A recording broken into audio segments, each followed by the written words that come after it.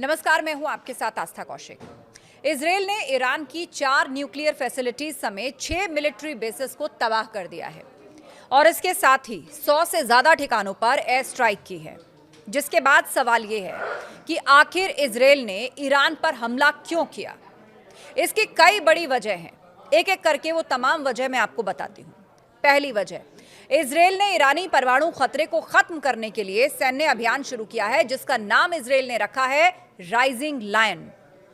दूसरी वजह, आईएईए के मुताबिक ईरान लगातार परमाणु बम बनाने की दिशा में काम कर रहा था और उसके पास 9 परमाणु बम बनाने की क्षमता हासिल हो चुकी थी और इसे रोकने के लिए इजरायल ने यह अटैक किया।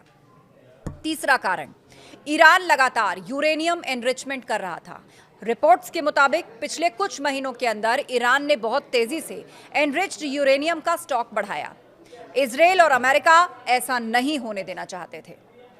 चौथी वजह, अमेरिका और ईरान के बीच न्यूक्लियर बातचीत किसी हल तक नहीं पहुंच पा रही थी और इजरायल ने कहा था कि अगर ईरान की बातचीत फेल हुई तो इजरायल ईरान के परमाणु ठिकानों पर हमला कर देगा।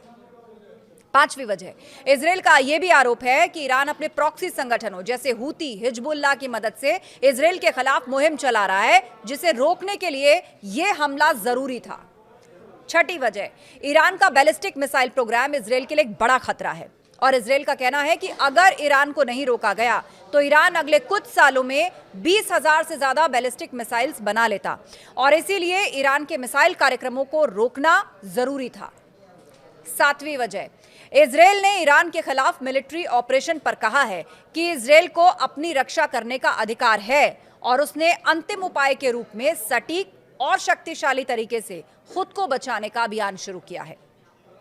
आठवीं वजह, इजरायल का कहना है कि ईरान के खिलाफ यह ऑपरेशन तब तक जारी रहेगा जब तक ईरान का परमाणु खतरा पूरी तरह से समाप्त नहीं हो जाता।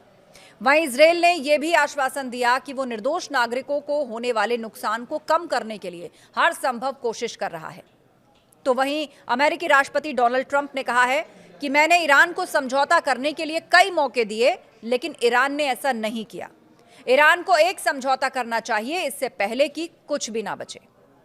अब देखना यह है कि ईरान किस तरह इजरायल के इस हमले का जवाब देता है।